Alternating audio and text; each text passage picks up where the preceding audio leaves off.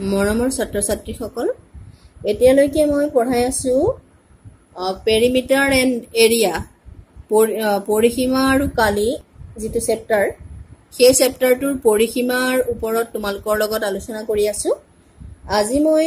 আলোচনা কৰিবলৈ লৈছো পেজ নম্বৰ 160 থকা কোৱেশ্চন নম্বৰ 11 কোৱেশ্চনটো হ'ল এখন বৰ্গাকৃতি পাৰ্কৰ দৈৰ্ঘ্য হ'ল 250 metre length of a squared park is 250 meter এখন বৰ্গাকৃতিৰ পাৰ্ক আছে এখন ধৰিলো এখন বৰ্গাকৃতিৰ পাৰ্ক এই পাৰ্কখনৰ দৈৰ্ঘ্য হ'ল 250 মিটাৰ এটা বৰ্গ বুলি ক'লেটো চাৰিটা বাহু সমানেই হ'ব সো ইয়াৰ দৈৰ্ঘ্য প্ৰস্থ সব সমানেই কিন্তু দৈৰ্ঘ্যটো আমাক দিছে কিমান 250 metre length of the squared park L is equal to amak dia ase 250 meter from this 2 meter is left for making a gate etia ei jikhon borgakitir park ase he borgakitir park khonot ki kora hoise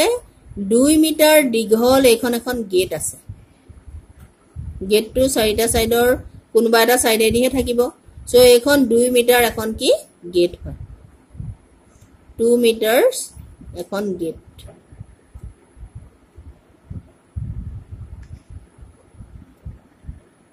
এতিয়া এই গেটখন বাদ দি যদি চাৰিও কাষে fencing দিবলগীয়া হয় চাৰিও কাষে যদি বেৰা দিবলগীয়া হয় আৰু বেৰা দিউতে প্ৰতি মিটাৰত যদি 20 টকাকে পৰে তেতিয়া হলে মুঠ খৰচ কিমান হ'ব এটোই হল কোৱেশ্চনটো from this 2 meter is left for making a gate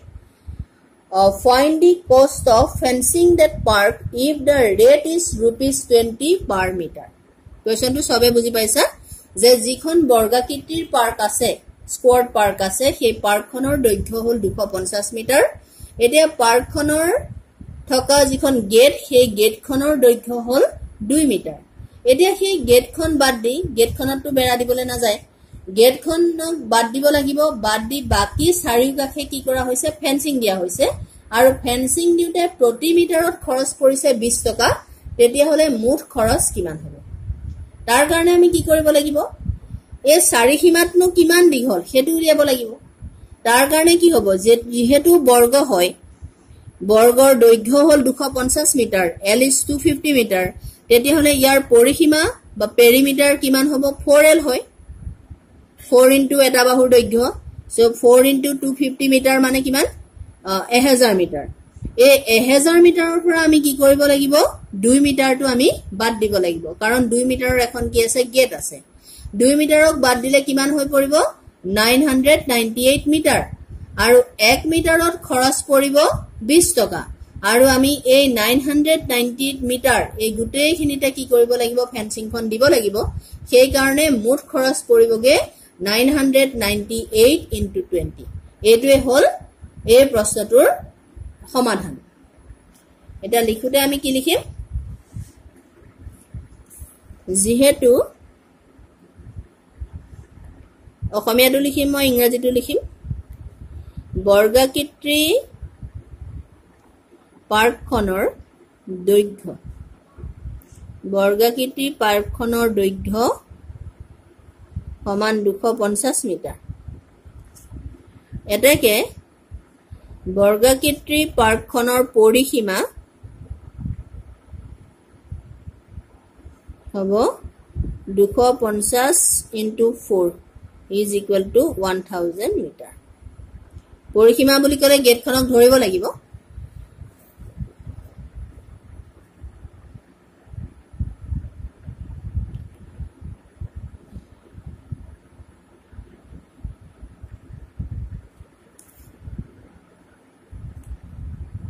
যেহেতু পাৰ্কখনত এখন 2 মিটাৰ দৈৰ্ঘ্যৰ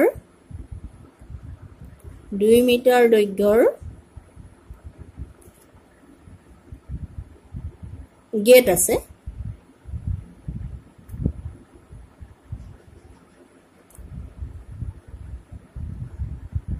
আৰু বেৰা দিওঁতে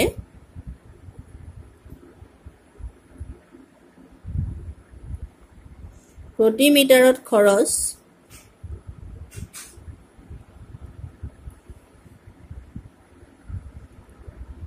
সমান 20 টকা এতেকে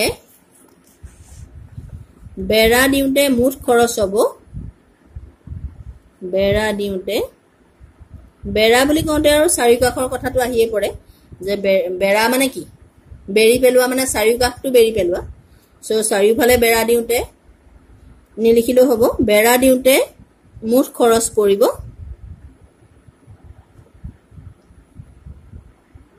সমান 1000 মিটাৰ -2 কৰিব লাগিব কাৰণ 2 মিটাৰ হ'ল পাৰ্কখনৰ গেটখনৰ দৈৰ্ঘ্য ইনটু 20 মানে 998 ইনটু 20 সো কিমান হ'ব এটো 0 কৰিবৰ 1 2 9 18 কে 19 কৰিবৰ 1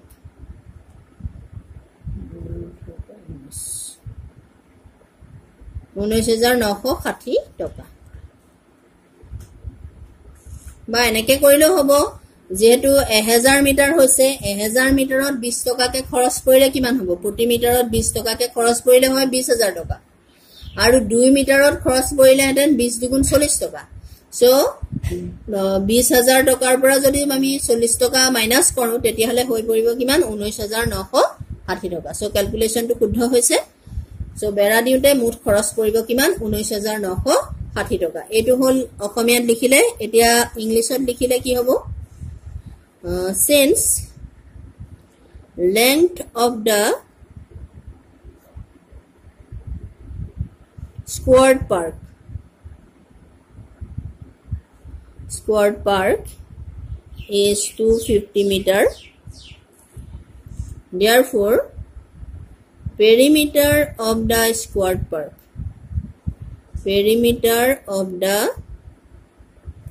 squared park is equal to 250 into 4 is equal to 1000 meter.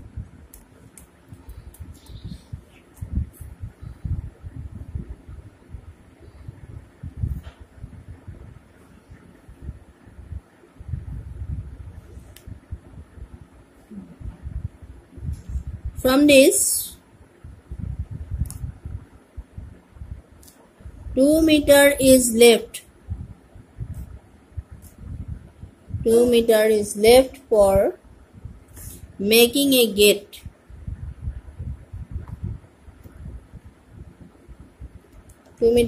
for making a gate. Therefore, and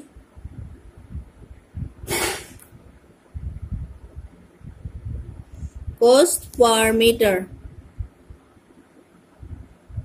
for fencing. Cost per meter for fencing is ₹20. Therefore, total cost for fencing the park total cost for fencing the park is 1000 minus 2 into 20 is equal to 998 into 20 is 19,960 rupees. Etwe hol question number 11 or solution. Enedore question number 11 to solve koribo lagibo. Question to dia ase je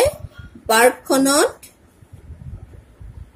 কি কৰা হৈছে যে 2 metre ৰাখি যোৱা হৈছে এখন gate বনাবৰ কাৰণে 2 মিটাৰ দৈৰ্ঘ্যটো কি কৰা হৈছে গেটখনৰ কাৰণে থোৱা হৈছে আৰু সেই 2 মিটাৰক বাদ দি আমি বাকি যেটো এৰিয়া আছে বা বাকি যেটো আমাৰ চাৰিকাষ আছে সেই চাৰিকাষে আমি কি কৰিব লাগিব গেটখন ফেন্সিংটো দিব লাগিব আৰু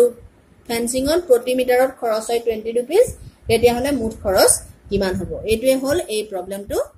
চ' আজিলৈ আহিছোঁ, থেংক ইউ।